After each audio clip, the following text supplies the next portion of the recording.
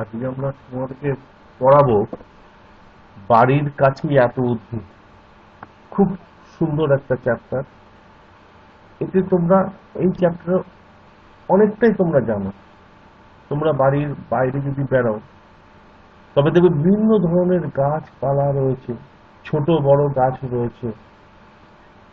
সেই সব গাছগুলো থেকে আমরা বিভিন্ন ধরনের শাক সবজি পাই, আমাদের বাজার থেকে কিনতে হয় না।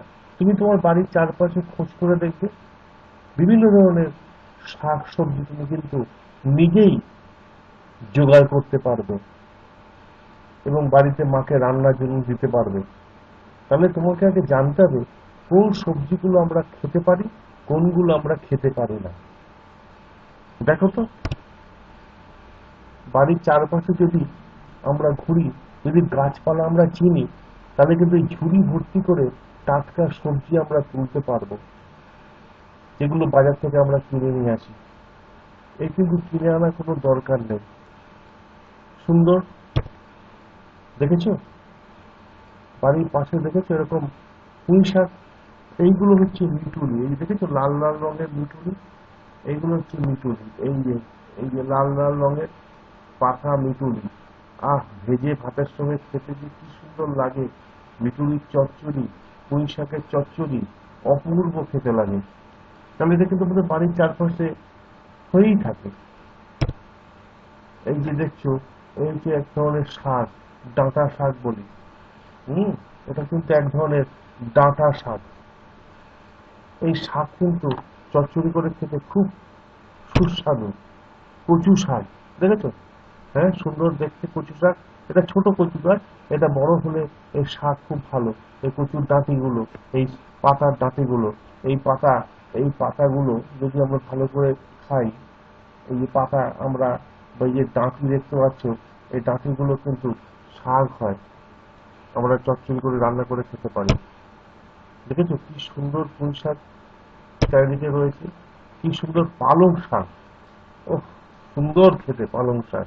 এই পালং শাক কিন্তু আমরা, গাছগুলো চিনে না, তোমাদের ছবিগুলো দেখাচ্ছি কেন জানো তো? গাছগুলো চেনার জন্য। এগুলো হচ্ছে পালং শাক, মনে রেখো, এগুলো হচ্ছে পালং শাক। হুম, আচ্ছা। তাহলে আমরা আমাদের বাড়ির চারপাশে কি কি শাক দেখলাম? আমরা পুঁই শাক দেখলাম,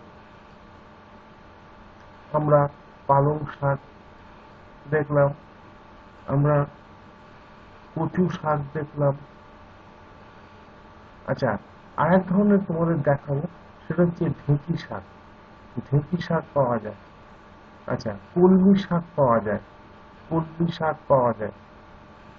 এই শাকগুলো যদি তোমরা চিনে রাখো, গাছপালাগুলো যদি তোমরা চিনে রাখো, তাহলে তোমাদের দেখবে অনেক সবজি শাকসবজি তোমরা নিজেরাই জোগাড় করতে পারবে। তোমাদের সামনের দিন চারটে গাছ সম্বন্ধে লিখতে হবে: ঢেঁকি শাক, হেলেঞ্চে শাক, কুলেখাড়া শাক, ব্রাহ্মী শাক। এই ব্রাহ্মী শাকের রস কিন্তু খেলে স্মৃতিশক্তি বৃদ্ধি পায়।